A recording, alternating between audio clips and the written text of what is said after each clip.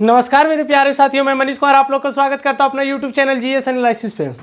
मैं आशा करता हूं कि आप सभी लोग अच्छे होंगे और स्वस्थ होंगे। तो इसके पिछले वीडियो में हम लोग चर्चा किए थे राष्ट्रपति पे, ठीक है।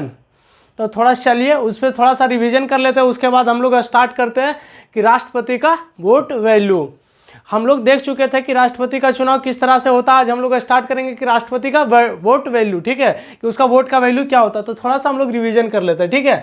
हम लोग रिवीजन कर लेते हैं। पहले हम भाग 1 पे चर्चा कर चुके हैं जिसका हेडिंग है संघ एवं उसके राज्य क्षेत्र। भाग 1 पे हम लोग देख चुके हैं, भाग 2 को देख चुके हैं नागरिकता, भाग 3 को देख चुके हैं मूल अधिकार जिसको हम लोग बोलते हैं मौलिक अधिकार भी, ठीक है, जिसको हम लोग क्या बोलते हैं मौलिक अधिकार। नागरिकता को हम लोग क्या बोलते हैं सिटीजनशिप, जिसको हम लोग बोलते हैं मूल अधिकार को हम लोग क्या बोलते हैं मौलिक अधिकार या फंडामेंटल राइट, ठीक है। हम लोग भाग 4 को भी देख चुके थे, राज्य का नीति निर्देशक तत्व जिसको हम लोग बोलते हैं DPSP, direct principle of state policy, ठीक है।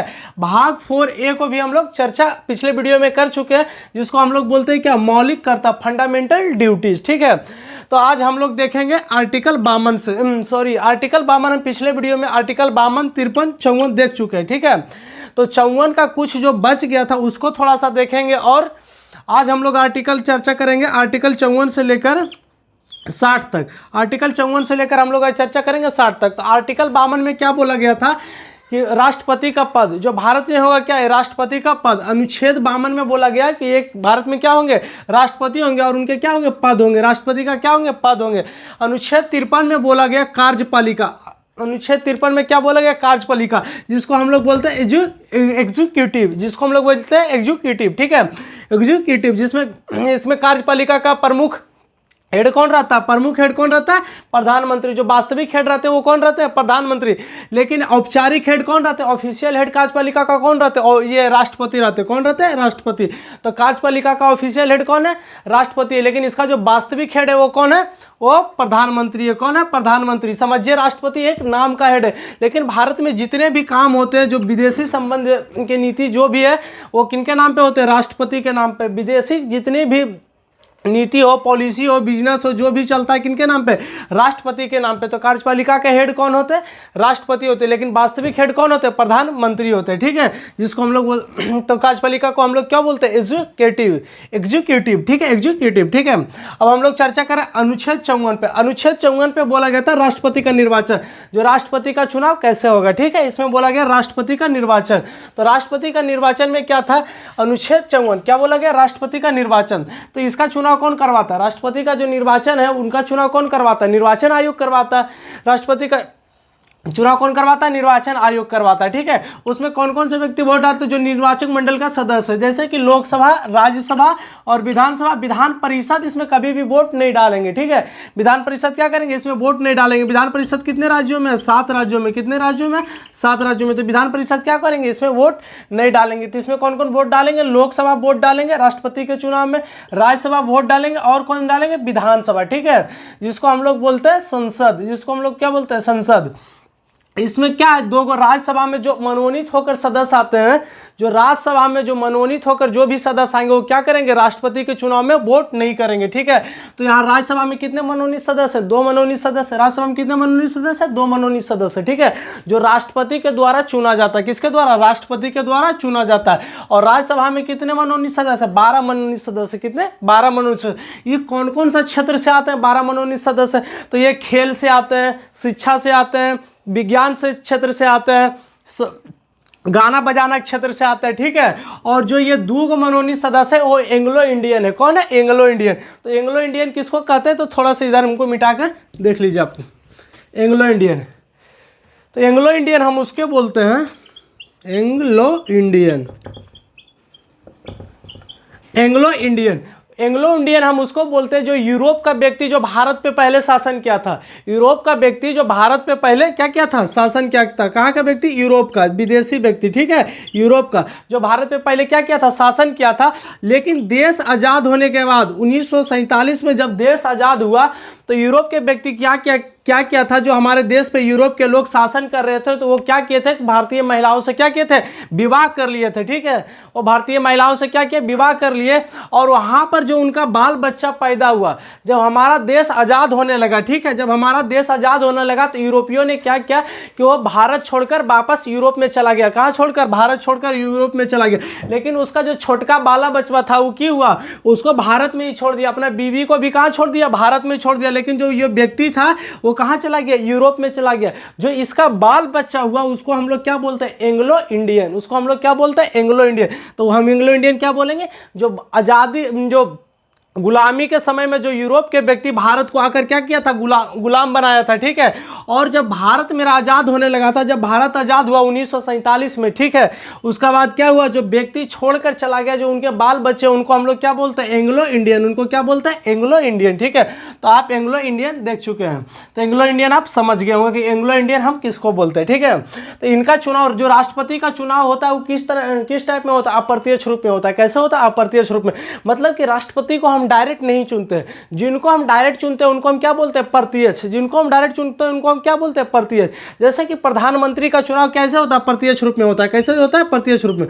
प्रधानमंत्री का कभी चुनाव नहीं होता। चुनाव किसका होता है, संसद का होता है। प्रधानमंत्री का क्या होता है, नियुक्ति होता है। प्रधानमंत्री का क्या होता है, नियुक्ति होता है। ठीक है, कभी हम तो बोलते हैं कि प्रधानमंत्री को हम चुन रहे, नहीं, हम अपने संसद को चुनते हैं। किनको, संसद को चुनते हैं, और उसी में से वो क्या होता है, प्रधानमंत्री का नियुक्ति होता है। तो ठीक है, तो प्रधानमंत्री का भी चुनाव कैसे होता है, प्रत्यक्ष रूप में होता है, प्रत्यक्ष रूप में नहीं होता है। ठीक है, तो यहाँ पर बोला गया कि राष्ट्रपति का जो चुनाव है अप्रत्यक्ष रूप में। लेकिन राष्ट्रपति का चुनाव हम नहीं चुनते। ठीक है, हम किसको चुनकर भेजते हैं, संसद को भेजते हैं, विधायक को भेजते हैं और राज्यसभा में भेजते हैं। तो ये जो लोग हैं, संसद के जो लोग हैं, बोलते हैं बउआ जो हमको तुम चुन के भेजा है ना, हम तुम्हारे लिए क्या करेंगे, राष्ट्रपति महोदय को चुनेंगे। किसको, राष्ट्रपति महोदय के।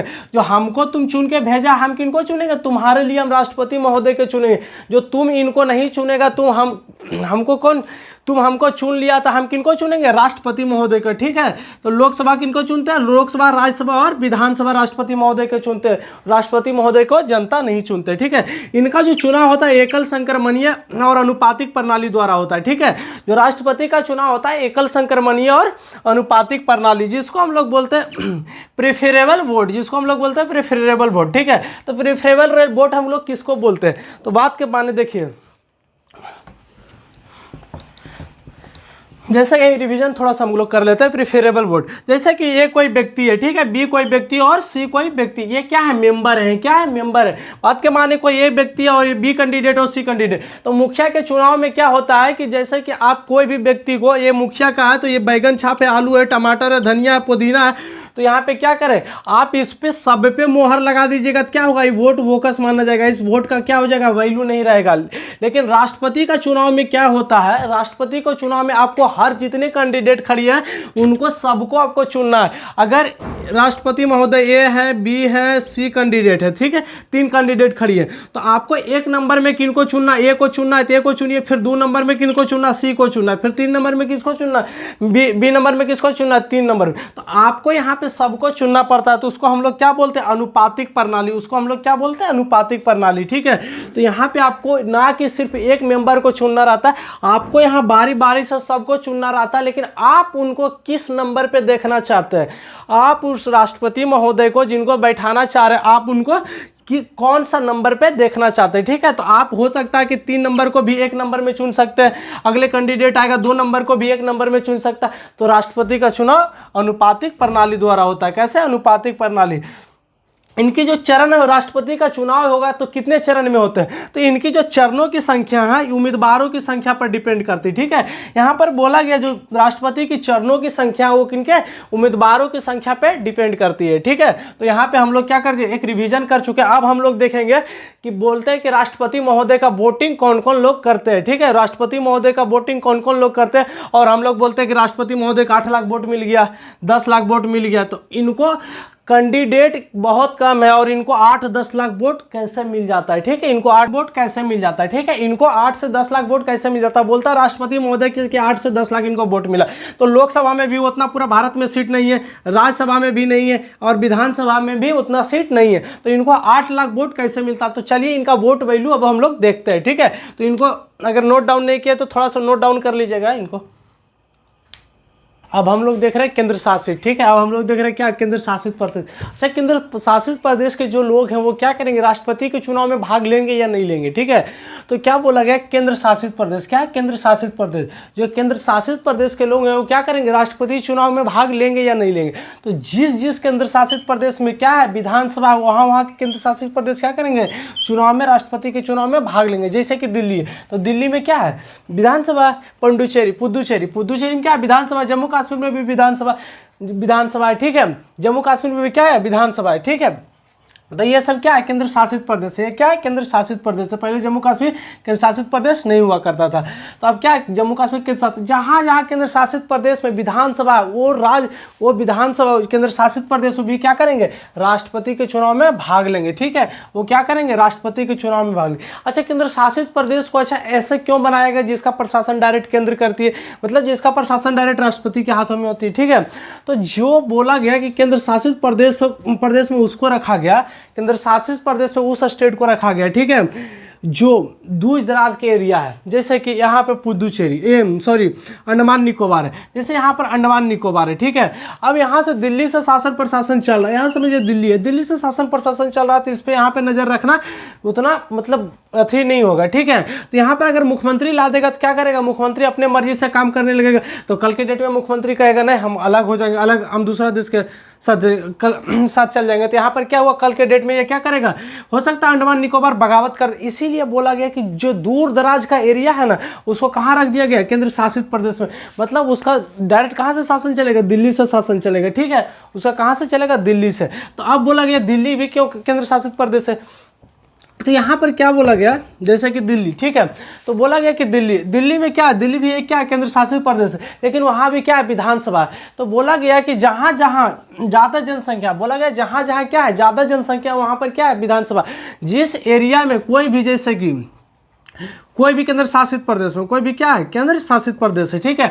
तो जिस केंद्र शासित प्रदेश में ज़्यादा जनसंख्या है, वहाँ के शासन प्रशासन चलाने के लिए क्या कर दिया गया, मुख्यमंत्री को नियुक्ति कर दिया गया। वहाँ पर क्या हुआ, मुख्यमंत्री का वहाँ पे विधानसभा ला दिया गया, वहाँ पे क्या हुआ, विधानसभा ला दिया गया। क्योंकि ज़्यादा जनसंख्या, तो हर जनसंख्या का यहाँ पर क्या है, समस्या सुनना केंद्र में संभव नहीं है। तो इसीलिए यहाँ पर क्या ला दिया गया, यहाँ पर मुख्यमंत्री, यहाँ पर विधानसभा, यहाँ पर मुख्यमंत्री का चुनाव होता है, ठीक है। यहाँ पर क्या ला दिया गया, विधानसभा। जैसे कि दिल्ली है, ठीक है, तो दिल्ली में क्या ला दिया गया, विधानसभा ला दिया गया। तो वहीं पर बोला कि जिस स्टेट का जनसंख्या, यहाँ पर बोला गया वैसी राज्य जिनकी जनसंख्या ज्यादा है, वहां पर क्या है, विधानसभा। वहां पर क्या है, विधानसभा है, ठीक है। वहां पर क्या है, विधानसभा। जिस राज्य की विद्यालय, हाँ, अब बोला गया कि जिस राज्य की विधानसभा, अब बोल रहा है यहाँ पे, देखिए इसको मिटा देते हैं, ठीक है।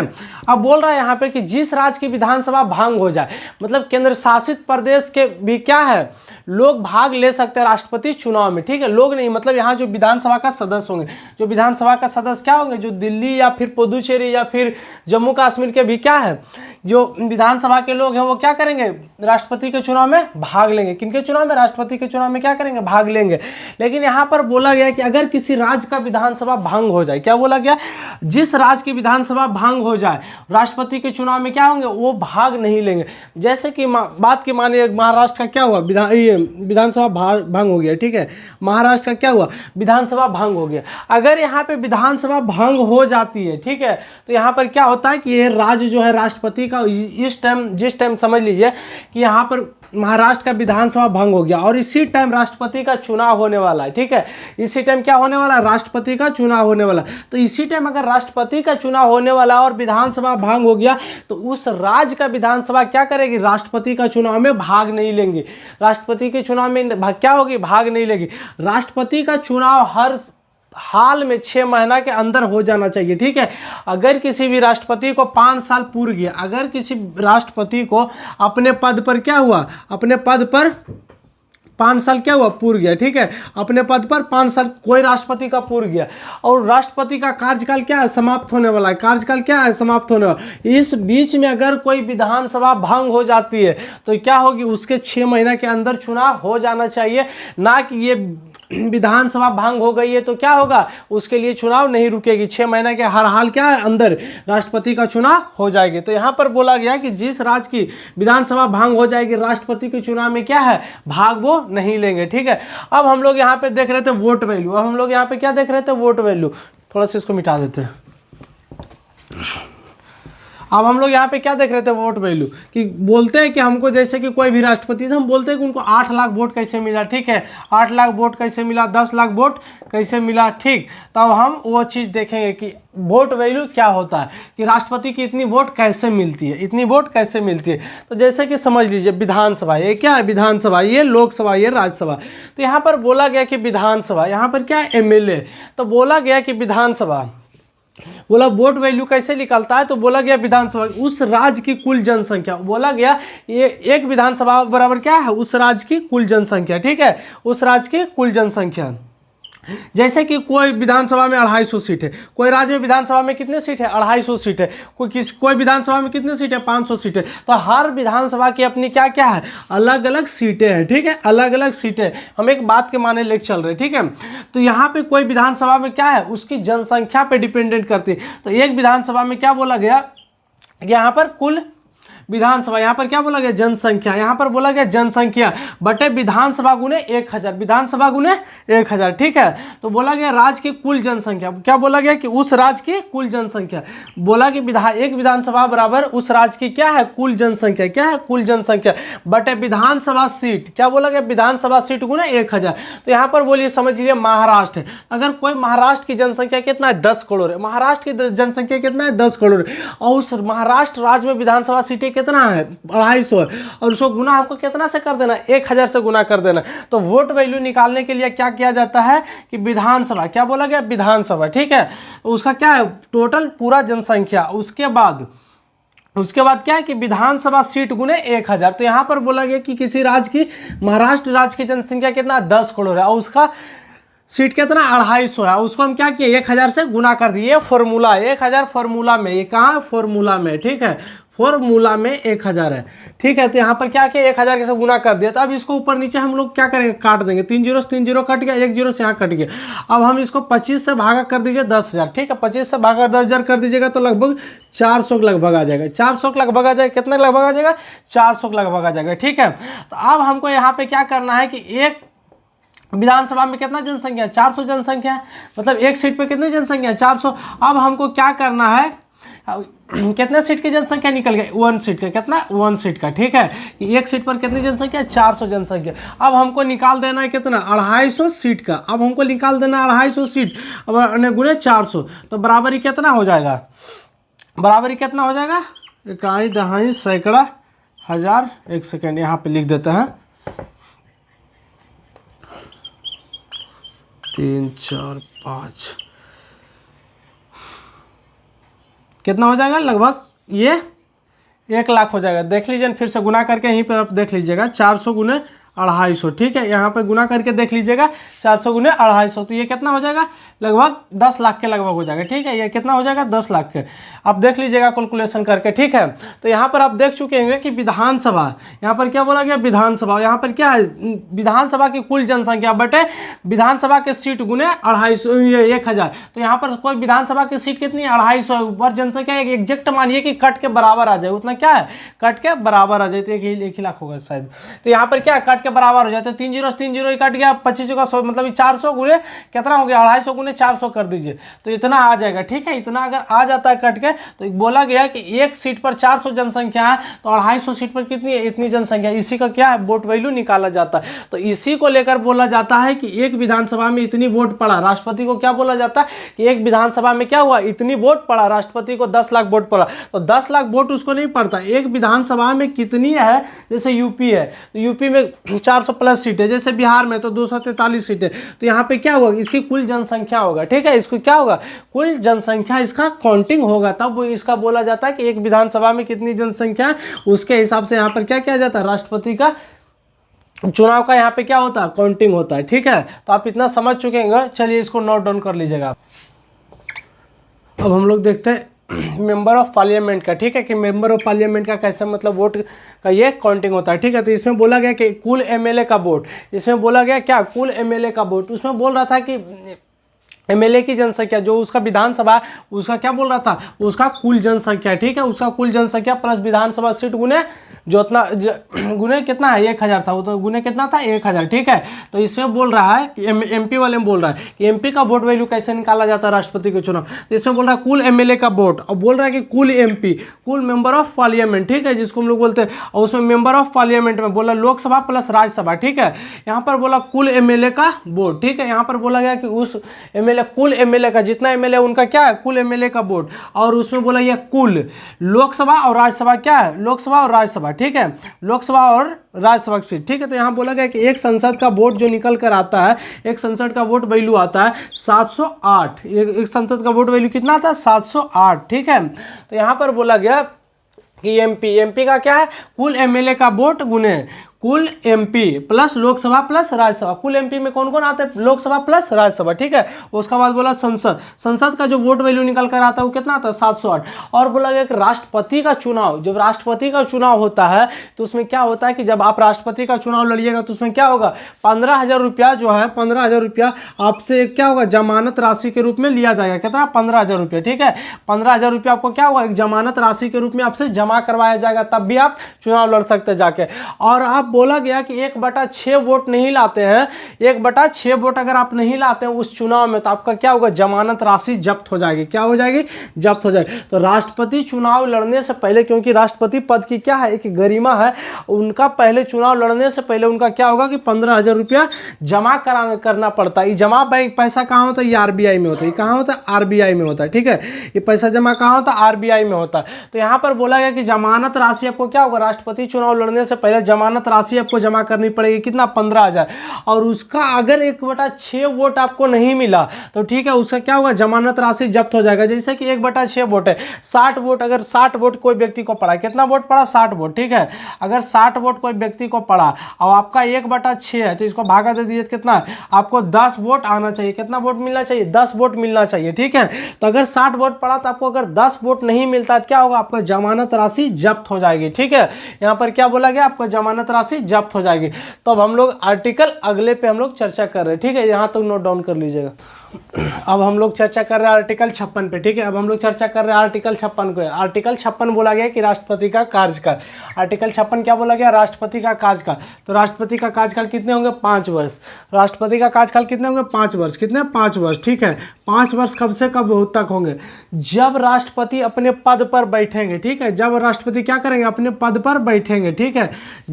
जिस दिन राष्ट्रपति अपने पद पर बैठेंगे उस दिन से जोड़कर जिस दिन 5 साल पूरेगा उस दिन तक क्या होगा, राष्ट्रपति का कार्यकाल रहेगा। उस दिन तक क्या रहेगा, राष्ट्रपति का कार्यकाल रहेगा। किस दिन से, जिस दिन राष्ट्रपति पद पे अपने बैठेंगे उस दिन से क्या होगा, राष्ट्रपति का कार्यकाल रहेगा, ठीक है।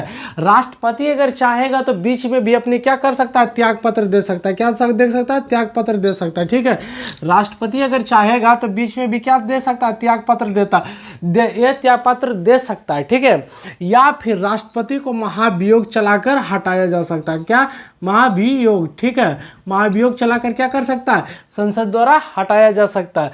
तो महाभियोग आर्टिकल 61 में हम लोग इसका चर्चा करेंगे, ठीक है। आर्टिकल 61 में महाभियोग का हम लोग क्या करेंगे, चर्चा करेंगे। तो आर्टिकल 56 क्या बोला, आर्टिकल 56 क्या बोला, राष्ट्रपति का कार्यकाल, कि राष्ट्रपति के कितने दिन कार्यकाल होंगे, ठीक है।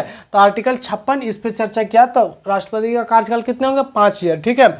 अब हम लोग देख रहे हैं अनुच्छेद 57। अनुच्छेद 57 क्या बोल रहा है, अनुच्छेद 57 बोलता है कि दोबारा निर्वाचन, मतलब राष्ट्रपति को क्या है, दोबारा निर्वाचन, राष्ट्रपति दोबारा चुनने के लिए, जैसे कि पहले एक बार राष्ट्रपति चुने, ठीक है, और वही व्यक्ति फिर दूसरे बार क्या है, राष्ट्रपति चुनेंगे, ठीक है। वही व्यक्ति क्या होंगे, दूसरे बार अगर राष्ट्रपति चुनाएंगे तो बोल रहा है कि दोबारा निर्वाचन, पहले जो सारे प्रक्रिया से गुजरना पड़ा है वही प्रक्रिया से फिर गुजरना पड़ेगा। जो प्रक्रिया से पहले राष्ट्रपति बनने में गुजरना पड़ा वही प्रक्रिया से आपको क्या होगा, फिर से राष्ट्रपति क्या होगा, बनने में गुजरना पड़ेगा। फिर से आपका क्या होगा, आपको वोटिंग होगा, ठीक है। फिर से आपका क्या होगा, वोटिंग होगा। फिर से आपको उतना लोग चाहिए, फिर से आपको क्या होगा, ये सब सारी प्रक्रिया करना पड़ेगा, ठीक है। तो अनुच्छेद 57 क्या बोल रहा है कि दोबारा निर्वाचन के लिए पहले जो सारे प्रक्रिया से गुजरना पड़ा है क्या हुआ, वही प्रक्रिया से फिर गुजरना पड़ेगा, ठीक है। तो दो बार ये लगातार 2 बार राष्ट्रपति कौन बने थे? लगातार 2 बार अभी तक राष्ट्रपति सिर्फ एक ही आदमी बने, डॉक्टर राजेंद्र प्रसाद। दोबारा राष्ट्रपति सिर्फ एक ही व्यक्ति अभी तक बने, वो कौन है? डॉक्टर राजेंद्र प्रसाद। ठीक है, वो कौन है? डॉक्टर राजेंद्र प्रसाद। तो हम लोग क्या कर चुके हैं? 57 को देख चुके हैं। तो यहाँ पर क्या बोला गया? दोबारा निर्वाचन। 57 में, आर्टिकल 57 में दोबारा निर्वाचन का क्या किया गया? चर्चा किया गया। अब हम लोग देख रहे हैं आर्टिकल 58। आर्टिकल 58 बोलता है कि राष्ट्रपति का योग्यता, जो उसके राष्ट्रपति का क्वालिफिकेशन है, वो क्वालिफिकेशन क्या होगा? क्या बोल रहा है? राष्ट्रपति का योग्यता, मतलब उनको राष्ट्रपति बनने के लिए क्या क्या चीज़ें जरूरी है। ठीक है, तो यहाँ पर क्या बोल रहा है कि राष्ट्रपति का योग्यता, ठीक है, जिसको हम लोग बोलते हैं क्वालिफिकेशन। क्या बोलते हैं? क्वालिफिकेशन। तो बोल रहा है कि राष्ट्रपति बनने के लिए वो क्या हो? भारत का एक पहले नागरिक हो। राष्ट्रपति बनने के लिए पहले उसकी योग्यता उनकी क्या हो? पहले वो क्या है? एक भारत की नागरिक हो। क्या हो? एक भारत की नागरिक हो। ठीक है, उसके बाद उनकी एज जो है 35 वर्ष होनी चाहिए। उनकी उम्र कितनी होनी चाहिए? 35 वर्ष होनी चाहिए। ठीक है, जब भारत की राष्ट्रपति कोई भी व्यक्ति बनने के लिए अगर जाता है तो उनकी क्या है? एज 35 ईयर्स होनी चाहिए। ठीक है, उनकी क्या होनी चाहिए? 35 ईयर होनी चाहिए। तो मान लीजिए 35 ईयर, तो भारत में करोड़ों आदमी हैं। 35 ईयर का तो भारत में क्या है? करोड़ों आदमी है। ठीक है, तो कोई भी राष्ट्रपति जाकर बन जाएगा? नहीं, इसमें बूढ़ सूढ़ जितना भी रहेगा ना, जैसे तो 35 वर्ष वाला ढेर आदमी है, तो सबे उठ पुट के चल जाएगा कि हम भी राष्ट्रपति बनेंगे, तो ऐसा नहीं होगा। तो इसके लिए बोला गया कि इसके लिए कुछ प्रावधान लगे, नहीं तो सब बूढ़ सूढ़ उठ के सब चल आएंगे, कहेंगे कि हम भी राष्ट्रपति बनेंगे। तो राष्ट्रपति पद की क्या होती है? अपनी एक गरिमा होती है। क्या होती है? अपनी एक गरिमा होती है। तो यहाँ पर बोला गया कि जो व्यक्ति सिर्फ 35 साल के हैं वही राष्ट्रपति नहीं बनेंगे, उनके लिए कुछ शर्तें। तो बोला गया 50 प्रस्तावक चाहिए। उनके लिए क्या चाहिए? 50 प्रस्तावक चाहिए। इधर मिटा देते हैं इसको थोड़ा सा। ठीक है, यहाँ पर बोला गया मेरे प्यारे साथियों कि राष्ट्रपति आपको बनना है तो सिर्फ 35 वर्ष आपको योग्यता नहीं चाहिए, और सिर्फ भारत के नागरिक नहीं चाहिए। ठीक है, आपको क्या नहीं चाहिए? 35 वर्ष योग्यता नहीं चाहिए, और भारत के क्या है? नागरिक नहीं चाहिए। अगर आपको राष्ट्रपति बनना है तो 50 को प्रस्तावक चाहिए। मतलब 50 व्यक्ति, आपको लोकसभा का 50 व्यक्ति है, वो जाकर कहे, क्या कहे कि यहाँ पर क्या बोला गया कि 50 व्यक्ति क्या कहे कि हम ये महोदय जो है इनको हम क्या करते हैं? सपोर्ट करते हैं। इनको हम क्या करते हैं? सपोर्ट करते हैं। ठीक है, जो ये संसद है, ये संसद जो लोकसभा का संसद हो, या एक सेकेंड रुक जाइएगा, क्या बोला गया कि 50 प्रस्तावक, ठीक है, वो क्या होनी चाहिए? अनुमोदन होनी चाहिए। 50 को प्रस्तावक चाहिए और 50 को अनुमोदन। मतलब संसद क्या करेगा कि 50 को चुनाव आयोग के क्या करेंगे? लोकसभा से, और क्या है? लोकसभा या राज्यसभा से क्या हो? 50 प्रस्तावक चाहिए। कि उनकी क्या है? 50 को प्रस्तावक है कि वो 50 लोग क्या कहेंगे? 50 लोग क्या कहेंगे कि हाँ, हम इनको राष्ट्रपति बनाने के लिए चाह रहे हैं। क्या कर रहे हैं? राष्ट्रपति बनाने के लिए चाह रहे हैं। मतलब क्या रहे हैं? यह प्रस्तावक दे रहा है। मतलब ये क्या कर रहा है? प्रस्तावक, संसद द्वारा चुनाव आयोग को क्या है? प्रस्तावक दे रहा है कि हम क्या कर रहे हैं? राज्यसभा से या लोकसभा से। हो सकता है इसमें 10 लोग लोकसभा से आ रहे, 40 लोग राज्यसभा से रहे। ठीक है, 40 लोग लोकसभा से रहे, 10 लोग कहाँ से रहे? राज्यसभा से रहे। ठीक है, कि हम इनको क्या कर सकते हैं? राष्ट्रपति चुन रहे हैं। इसको हम क्या कर रहे हैं? राष्ट्रपति चुन रहे हैं। लेकिन यहाँ पर क्या बोला गया कि 50 संसद क्या करेंगे? प्रस्तावक देंगे। कितने लोगों को? 50 लोग। ठीक है, 50 लोग मिलकर आकर बोलेंगे कि हम इनको क्या कर रहे हैं? राष्ट्रपति चुन रहे हैं। तभी ये लोग क्या होगा? राष्ट्रपति बनने योग्य होंगे। और बोल रहा है कि 50 को अनुमोदन चाहिए। मतलब पहले बोला कि मौखिक रूप से हमको कितने लोग चाहिए कि ये लोग आकर बोले कि आप क्या है? राष्ट्रपति बनने योग्य, और 50 लोग हमको अनुमोदक चाहिए। मतलब 50 लोग, ठीक है, बात के माने अगर 50 लोग बोल भी दिया कोई व्यक्ति को कि हाँ ये राष्ट्रपति बनेंगे, ठीक है, तो अब यहाँ पे बोला कि 50 लोग हमको क्या चाहिए? लिखित चाहिए। 50 लोग हमको क्या चाहिए? कि लिखित चाहिए, कि हमको लिख कर दे कि राष्ट्रपति बनने योग्य है। ठीक है, क्या करें? हमको लिख कर दे कि क्या है? राष्ट्रपति बनने योग्य है। तो यहाँ बोला गया अनुमोदक। क्या बोला गया? अनुमोदक। कि 50 लोग हमको क्या करें?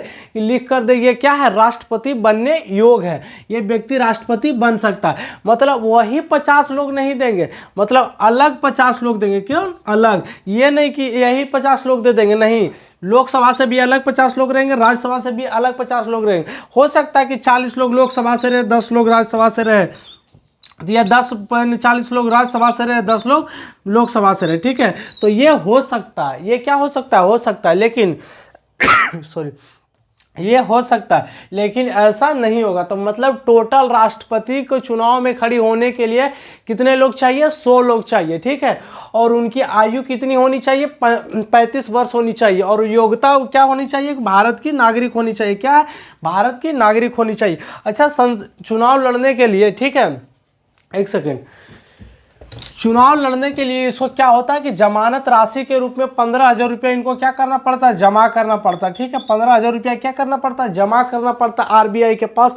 अगर आपका इसका 1/6 बहुमत नहीं लाते तो क्या होगा? आपका जमानत राशि जब्त हो जाएगा, ठीक है। आपका क्या होगा? जमानत राशि जब्त हो जाएगा।